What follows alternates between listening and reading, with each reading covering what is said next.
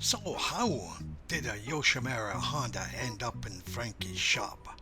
Well, the Krauses and us were friends because we met them on our first trip to Daytona. The fact that they had three beautiful daughters and he was the Dunlop tire racing distributor had nothing to do with it. They were great people. We loved them.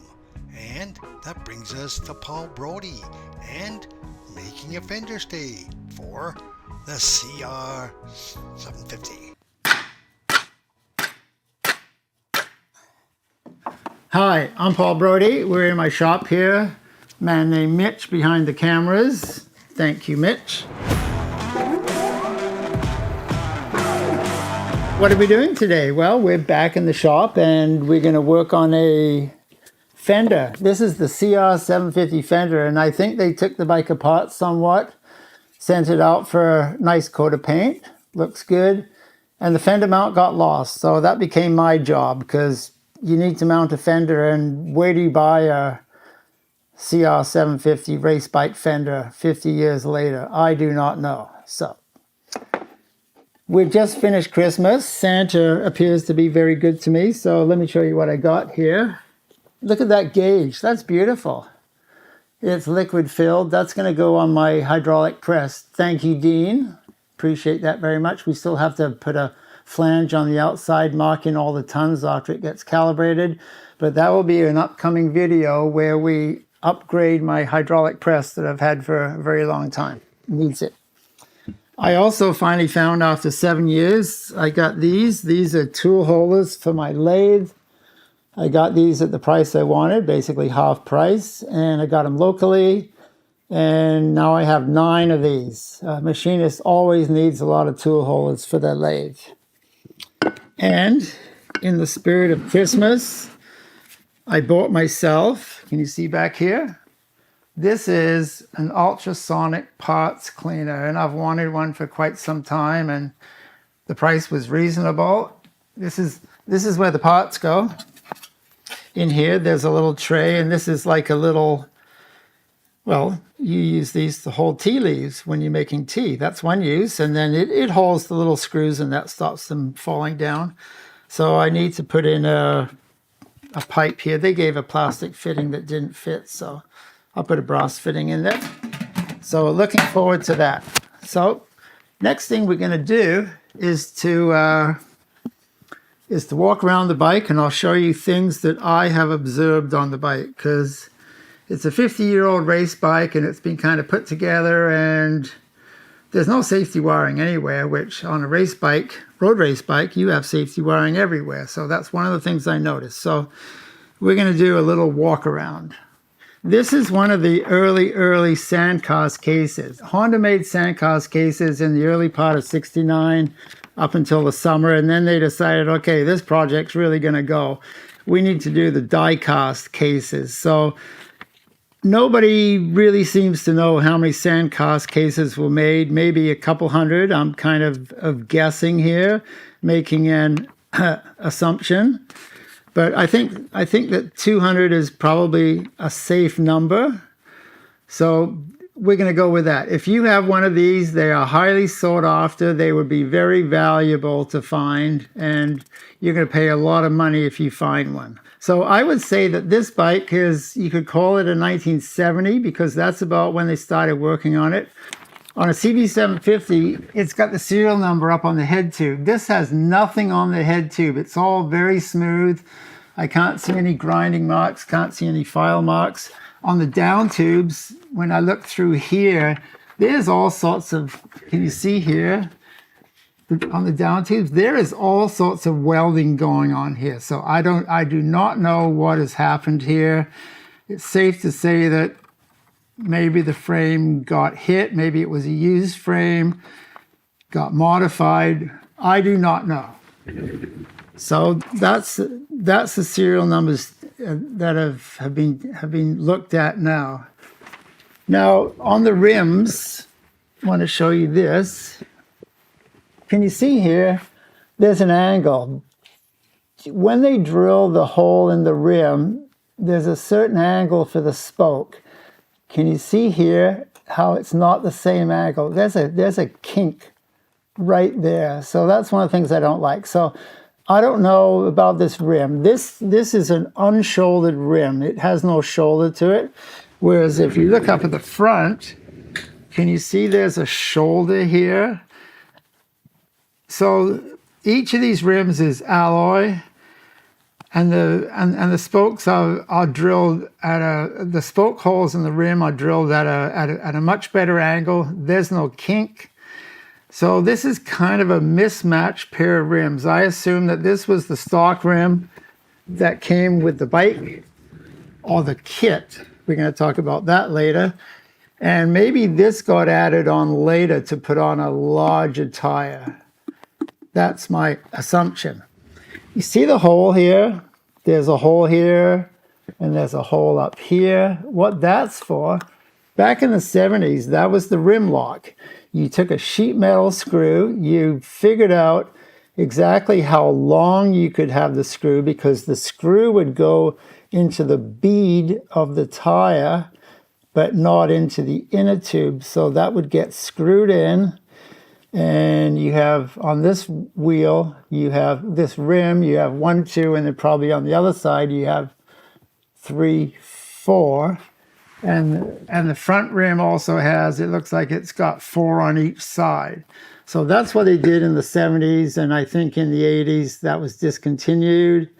So that was something out of the 70s for sure.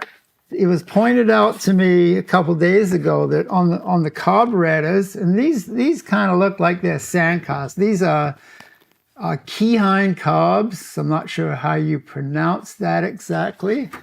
But do you see this here? It's got a plunger for the float bowl, like on an Amel carburetor, like an Amel monoblock or an Amel concentric. You don't see this on these Japanese carbs. What they usually have is a linkage.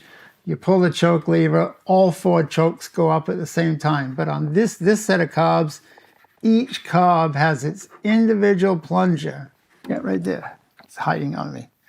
So that's very interesting on these carburetors. Just wanted to point that out to you.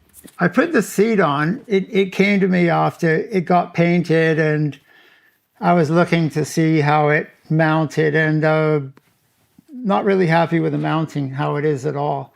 What they've done is to drill holes right into the frame rail, and on each side there's a 6mm Allen screw that goes in. So see that? It's kind of hinged right there. And then someone has notched out for where the shock goes, but this is obviously way too high. And I've been really careful with the seat, but it's already got a crack right here. So that's a weak point. Underneath here, I can't take it off right now, but the frame rails end right. Can you see where the frame rails end?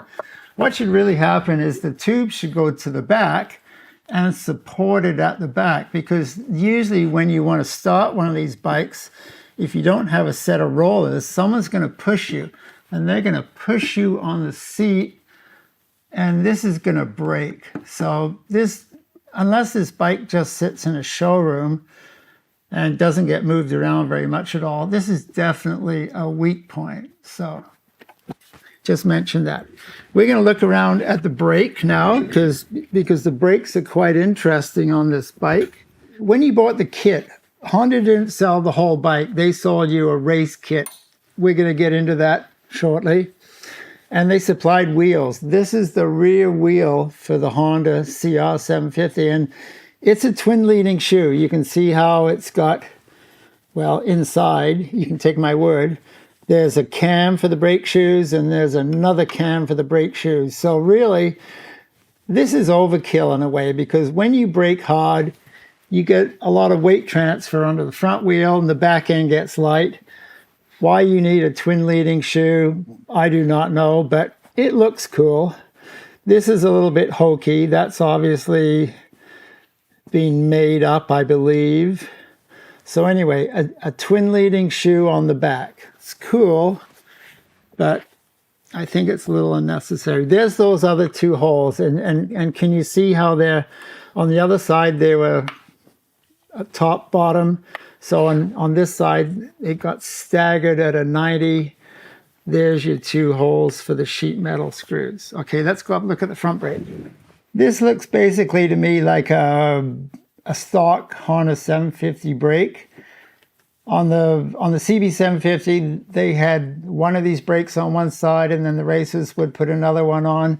So this is a single piston, and it's hinged on this plate here, this outcropping plate. There is no piston on the back, so it's a single piston. So you have 2 of these. Not a very strong brake, but everybody sort of had wheat brakes back then. A big heavy disc, didn't even drill any holes in it. So this is early disc brake, because Honda came out with a disc brake for a production bike 1969. So this bike, I guess you call it a 1970 racer, something like that. So this is really kind of elementary in the terms of modern braking. I want to talk about Frankie Juhan. Frankie Juhan, him and his father owned Honda Center. That was a Honda dealer in Vancouver here.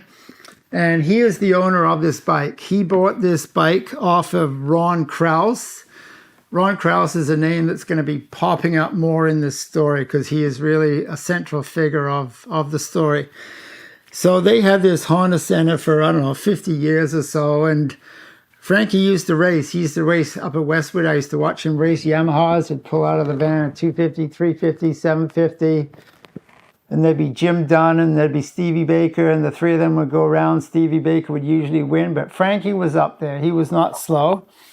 And he went down to Daytona in 1969, and that's where he met Ron Krause, and they developed a friendship and a working relationship as well, because Ron was the importer of Dunlop racing tires, so he was a very handy guy to know if you were a racer. So he was Frankie's sponsor for that as well. In May of 1975, Frankie went down to Portland Raceway in Oregon. He's setting a new lap record on that bike. I look at the width of the bike and I can only assume that it's a TZ750, or are they 700s? I don't know. So anyway, he definitely was fast at times, and he's a good guy. So he bought this bike off of Ron in 2002. And it was stored in their showroom at Honda Center since 2002. And there's a photo of the bike sitting in there. At that time, it was race bike number 786. So I don't know the story behind that. So anyway, that's Frankie. So thank you, Frankie, for bringing the bike in here. Why the bike is in here. Have I mentioned this about the Fender? I did. Anyway, we're making a mount for the Fender. So Frankie has entrusted me with this job, and I didn't know exactly. I got some old photos that were really hard to see, so I have been given artistic license to make this Fender. So we're going to look at the bike, talk about the Fender mount now. Here's the Fender, and the first thing that I want to do anyway, maybe other people have their own ways of doing it, I need to space it up off the tire, because the tire needs some clearance, and the fender has to be in line with how the tire is. So I took 3/8 wood. This is 3/8 height, and I put it in 6 spots on the tire, so that and I also marked where I want it, because this fender hangs out the front a little bit more than it does in the back. So I put the fender on like that, and you can see how it holds it pretty good. And there's a little bit of space. What I might have to do is to add 1/8 of an inch here, but we'll see later. This is good for a start. Now, if you look at the photo I have, can you see how the fender stays that come out from the mount that I'm going to build here? Those fender stays are not in line with each other. You see how this one angles up? I really don't like that. And I talked to Frankie about this, and I said, you want to come around here and talk about all this and how it's going to be? Because I can't see in behind the fork tube. I can't see really what's going on. It looks like there's a bend there, but I don't really know. So he said, no, I don't want to come around. You just do your thing. So I said, okay, are you giving me artistic license for this? He says, yes. So that's partly how this is evolving. So I wanted to find a straight line in between these here. So what I did was I've got a nickel silver rod, and I can put it in here, and because of how it presses in there, it stays there. It's going to be the stay, but it stays there. So this is not perfect. There's the hole. It's raised up a little bit, but what I did notice was that, okay, this is basically in line, so I like that. So this one here, it can go straight from here out to the end. I was working on this last few days trying to figure out how to do this. So I made up these pieces. These pieces are going to bolt on over here. So this is more or less the shape of the piece that goes under the fender. This is what is supporting the fender in the middle. It's the stays that are going to support the fender at the end. So this is basically the shape. After I bend it, I don't know if these holes are going to be in the right spot. So I'm going to leave this longer. And then when this fits nicely, that's when I'm going to mark the holes. And that's when the holes will get drilled. This bolts on here. Let me see, there's a left and a right. And so then it's going to get mited. This is 1/2 inch. It's going to get mited. It's going to get a tig tack. And then it's going to get nickel silvered around. And then it'll all get painted black. I've got 6mm Allen screws. So that goes like that. And then that gets sandwiched in between there. So that's going to be strong. And then up at the ends, I got these a stainless steel button head socket Allen. That's a mouthful for one little bolt. And that goes like that. And I'm going to put a little, thinking about this last night, lying in bed, I'm going to put a piece of rubber on the inside there so it doesn't scratch all the paint and chafe a bit. So I have put quite a bit of thought into this. So can you see here how this, I'm going to put this stay from here to here, and this hole was only drilled halfway through. So what I did is I put a piece of metal behind because I didn't want the drill going through and marking up the rim. So I drilled through a 1/4 inch hole, and it takes the 6mm. So it's going to get mounted there. Here, I'll show you quickly. And then we're going to go over, because I've got to make one more. I've made 3 of these. So that's how the stay gets mounted. And there's the front. So we're mounting stays off of those 2 pieces. I know it's not how Honda would do it, but that's okay. I have that artistic license. So we're going to go to the lathe. We're going to drill this out and counterbore it. Actually making stuff again in my shop.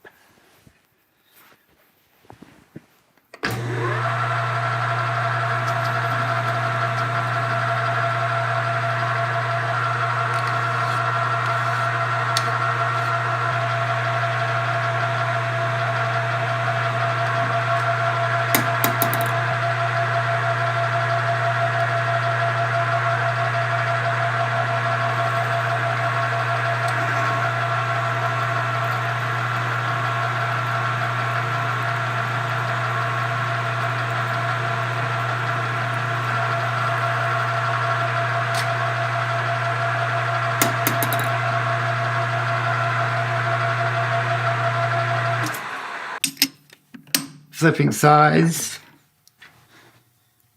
and counterboring.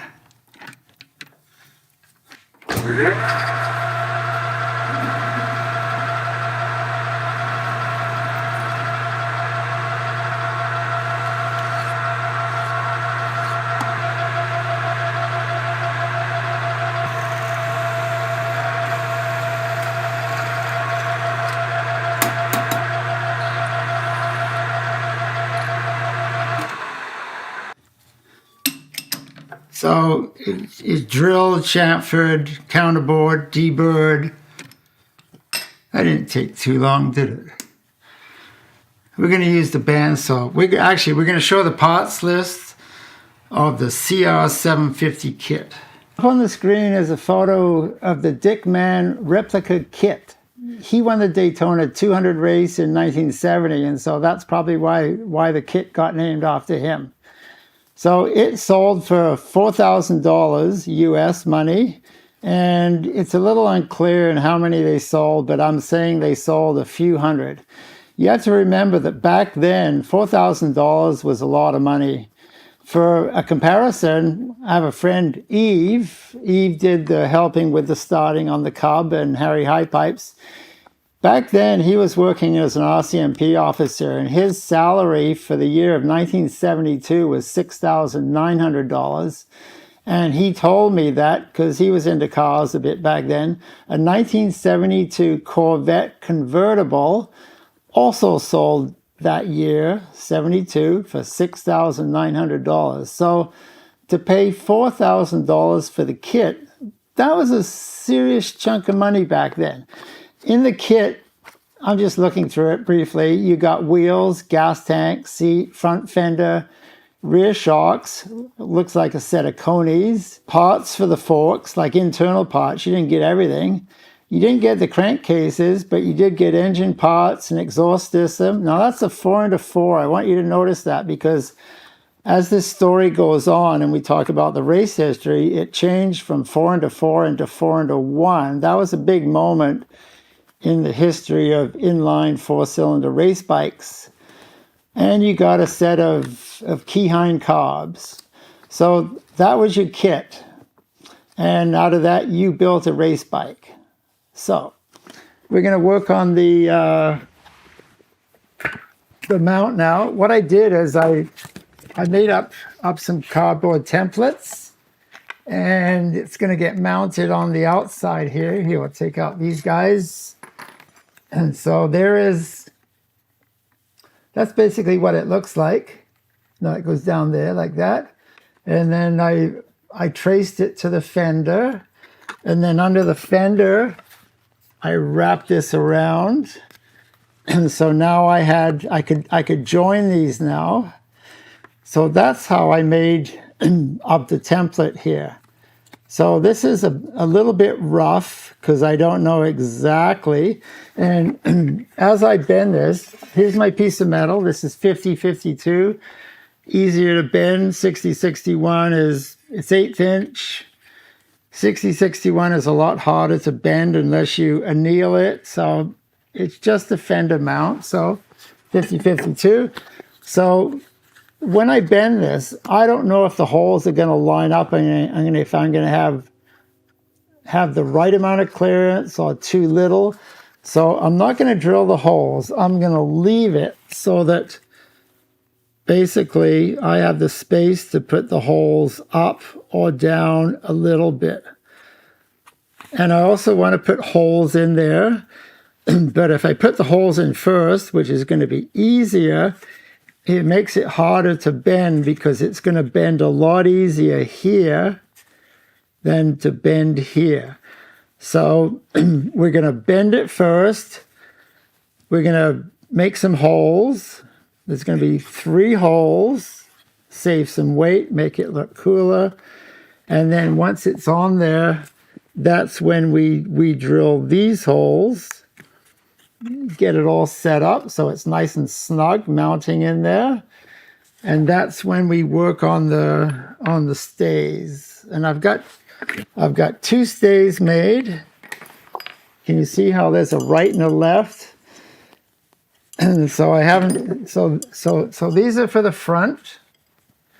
And then for the rear, I've got shorter tubing because it's 2 different lengths. And I'm going to show you how I squash this on the hydraulic press. This also needs a little bit of a radius this way because this is not flat. This is flat. So we need to put a little radius on that. And I think I know how to do that. So we're going to do that as well. So this is what we're working on here. I know that I could do it like that, and then I would save this extra metal here, but I'm going to do it in the middle. I'm going to waste a bit because I have this as leverage now. When I need to make a bend here, I have extra leverage. This shape will all get fine-tuned later. So I'm also going to make this a little bit longer here because I can make it shorter later, because I don't know how the bend is going to affect the length and things like that. So just a little bit longer.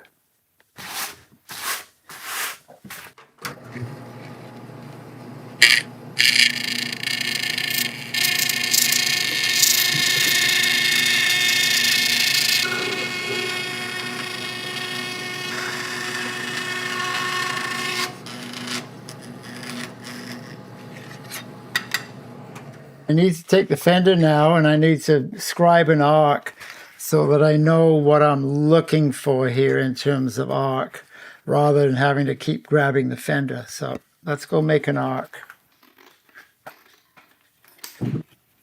Sean's studio, Daniel Sean, one of my students teaching frame building right now.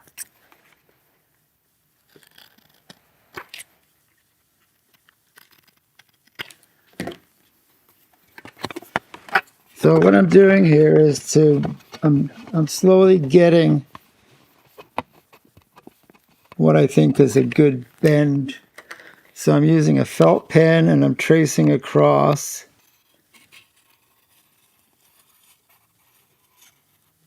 Doesn't have to be perfect, but it's got to be close.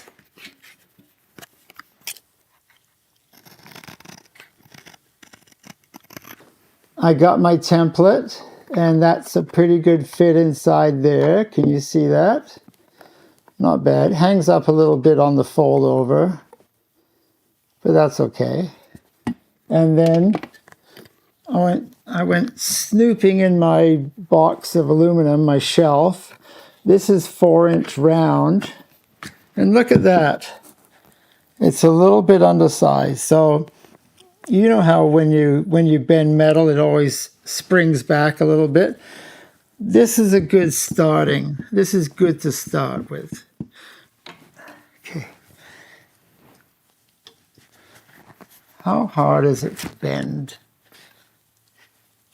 Oh, not too bad.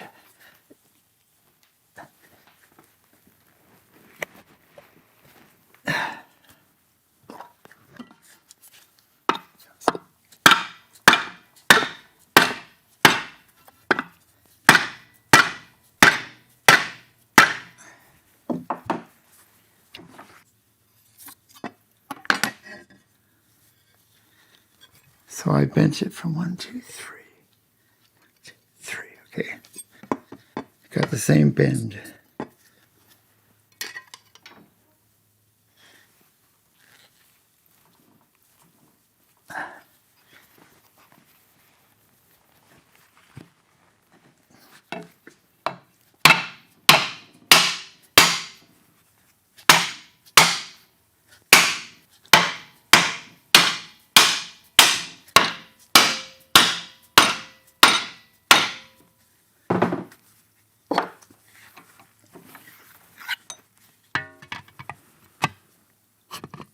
Not bad, eh?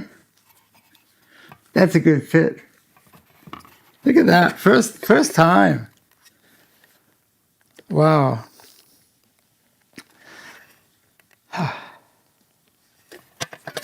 It makes me feel okay.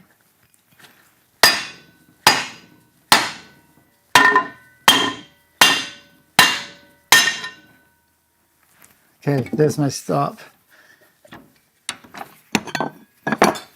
So what I'm trying to do is to get this, that has to be parallel. So it has to come in more,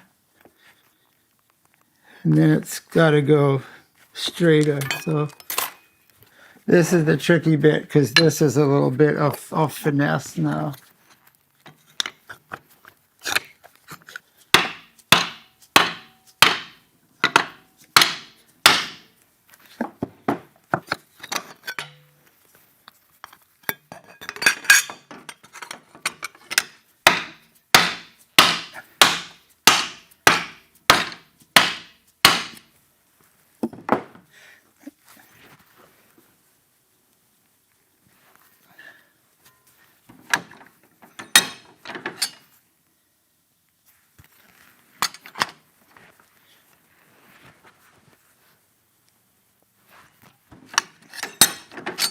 I've kind of got the space in here, I think.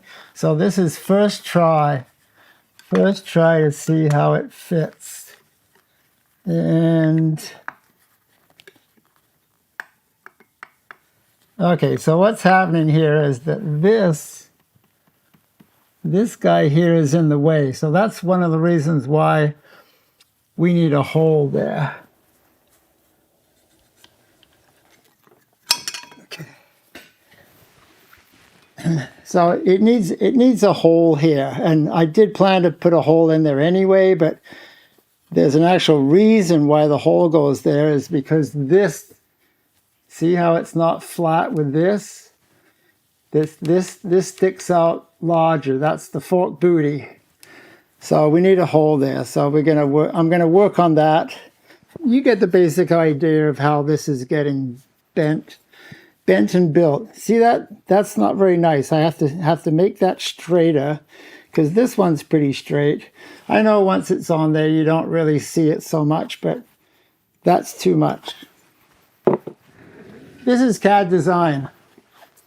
And that's how I did these ones. So I draw a center line. My center line. Do you notice how, well, you don't notice right now, but I bent it so it goes both ways because this needs to match the angle of the fender because this has to be bent like that. So there's a left and a right. So that goes like that. See the center line on the cardboard? I'm actually going to lower it down just to give a little bit more room. There we go, like that. And then I draw in my line. And then over on the arbor press, this gets eyeballed. So there's my line. Now for the other one, I bend it back the other way. Mark my center line. See how I'm using a finger? That's how I do that.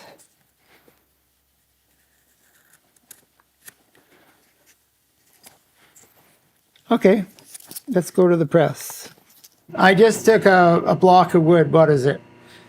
3/4 by 1.25 or whatever. And you see how I rounded one corner on the belt sander? That's where it goes up against that shoulder there, because I want a bit of a radius there. On the first one I did as an experiment, I just had an edge, and it was really a crease. I know it goes behind, you don't see it, but that could be a stress riser. You never know.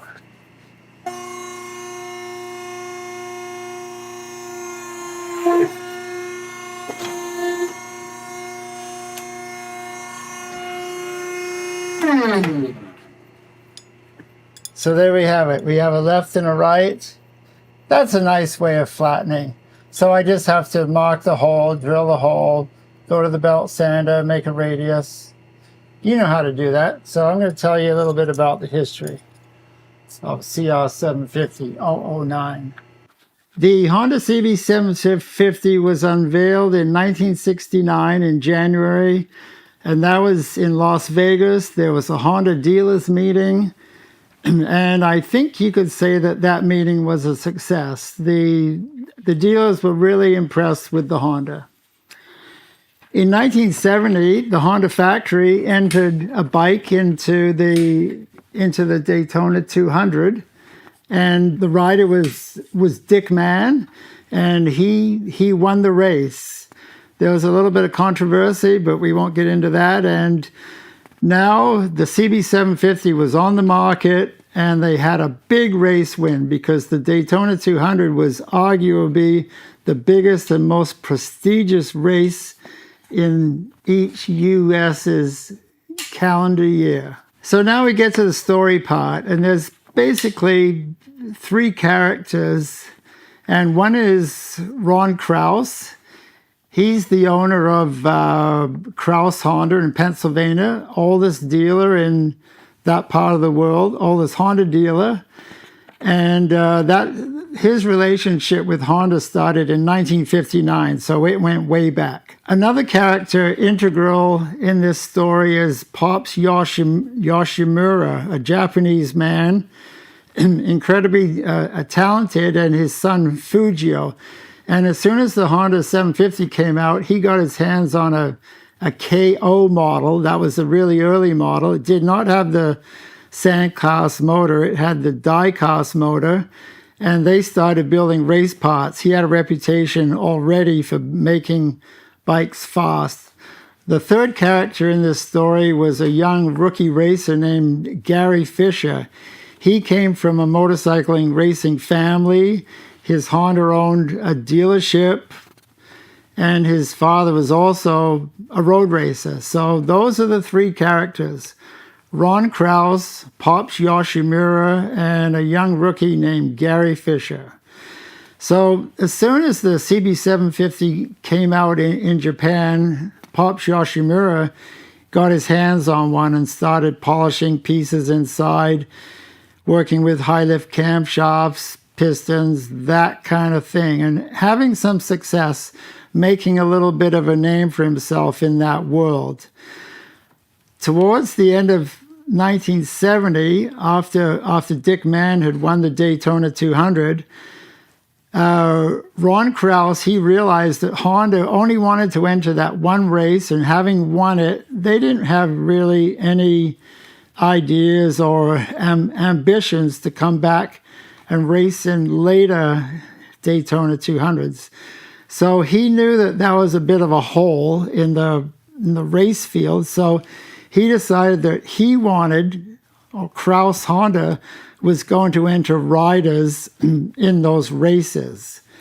So he approached Yoshimura through contacts and asked him for his help in developing those Honda motors. And Yoshimura knew that the US market was substantial, so he said yes. The stock Honda had horsepower of 67. When Yoshimura worked on it over the stages, it got up to 97. So he added 30 rear wheel horsepower. That's kind of impressive, I would say. Now, Ron Krause was also the distributor of Dunlop race tires, so he became Frankie's sponsor, and it was also really good for the Krause racing team to get probably a really good deal on Dunlop race tires. At this time, 69, 70, Yoshimura was also working on the 4-into-1 exhaust system. He had an idea for how this exhaust used to be, and he found out that in his native land of Japan, other engineers working around Honda and on bikes, they really had no interest in the 4-into-1 exhaust system. It was something which they didn't understand, and so he was basically on his own. So now we're at 1971, another Daytona 200, and Krause, he knew Gary Fisher, so that's how Gary got his ride. Fisher was not a Honda factory racer or anything like that. He was young. He was a rookie, and at the qualifying for the Daytona 200, you got a pretty good idea of who had a fast bike, because on the banking, you could watch them go around the banking and see who's fastest. And in 1971, the fastest bike was definitely the Krause Yoshimura. It was faster than any other bike there, so that was a really good thing for the race team. The race started, and it wasn't long until Gary Fisher took over the lead, and shortly after that, the weak point of the bike, which was known to be the cam chain, on lap 10, it expired and let go, and Gary Fisher was out of the race. And that bike was using the 4-into-4 exhaust system. Now we go ahead a little bit that year, and Yoshimura had been working on the 4-into-1 exhaust system. There was a race in Ontario. This is not, well, it was in California. It was close to LA. It was the Ontario Motor Speedway. And they had a big race. Sort of, it was designed to cap off the race season. It was a Daytona 200 in the spring. And then they'd run all the races. And then the last race of the season was the Ontario. It was a 250, but it was actually two 125-mile heat races. And so this was where Yoshimura unveiled the 4-to-1 exhaust for inline fours, and it caused quite a sensation at the race. People had not seen this before, really, but I think what really got to them was the sound. They loved the sound of that 4-to-1. Down low, it was like a roar, and then when it got up top, it was a finely tuned shriek. And so anyway, that's what really stayed in people's minds. I looked at the results for the Ontario 250 mile, and even though Gary Fisher was there, and that was the first time that a bike had been debuted with the 4-to-1 by Yoshimura. So on this bike here, in behind me, that is probably a 4-to-1 made by Yoshimura. I don't see why they would have switched the pipe. A problem with the 4-to-4s is they took up a lot of ground clearance. So the 4-to-1 kind of solved that problem because the pipes and the collector were all under the oil pan or the crankcase. So they could lean the bike farther over into the corners. So there's a photo. Mitch is going to show you a photo of Gary Fisher at that race, the Ontario 250, but he does not show up in the race results, so I have no idea what happened. So now we go to 1972. We're at Daytona 200. Pops has been in Japan. He shows up for the race, and he cannot believe that almost every race bike with an inline four motor has a 4-to-1 exhaust system. Lots of little speed shops had been making their own versions of the 4-to-1, but the 4-to-1 was everywhere. Leading up to the race, this bike, Gary Fisher's bike, it had a problem with the oil tank, and it had a leak, so the tank got taken off, the aluminum tank, it got welded, even though sitting on the floor was a brand new oil tank. So Fisher really wanted that new oil tank installed for the race, but something about race bike owners wanting to save money and then to still have a spare for later on. So the oil tank, the brand new oil tank, did not get installed. The fixed oil tank with the welding, it got installed, and Fisher wasn't happy, but it's race time. So the race seemed to be going okay, and at about midpoint into the race, Gary Fisher, he took the lead on lap at 27. Guess what happens? The oil tank splits, and Gary's out of the race. He should have crashed, but somehow he did not, and apparently he was quite upset. Well, actually, he was pissed about this because he was quoted in an interview later that if he'd had that new oil tank, he's sure that he would have won that race. So, but that's racing, and things happen. Now, as a footnote to this whole story, in Japan is a Honda museum, and they've got a lot of neat bikes, race bikes, and there's a section on road racing in the museum, and there is a bike. This is what I am told, unsubstantiated, but I have to assume that it's true. There is a bike that looks a lot like this bike, and it has Gary Fisher's name on it. But apparently, that is not Gary Fisher's bike. It's a replica. It's a substitute. This is Gary Fisher's bike. This is the real deal. So I leave you with that. Thank you for listening to the race story, and we'll continue on mounting the front fender. A little bit of time has passed. I've worked on the fender mount. I'm happy with the results. Different angles. I kept a track of my time got all my minutes down there. So why don't you guess in your head now? You guess how many hours it took me. Okay, you got that number? I spent 19 hours on this, so it took quite a while. Be interesting to see what number you came up with. Okay, I'm gonna mount this on the bike now. I have to take off these two struts here because it feeds up from the back like that. So I'll take these off, and I'm sure Mitch will speed this all up.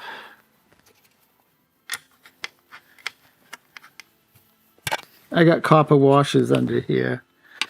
It's very hard to find small washers with a small hole and a large OD.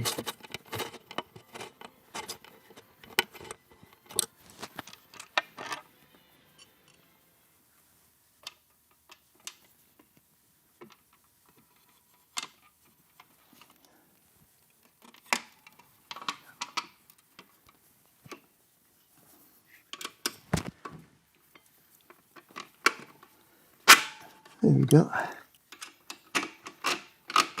Okay.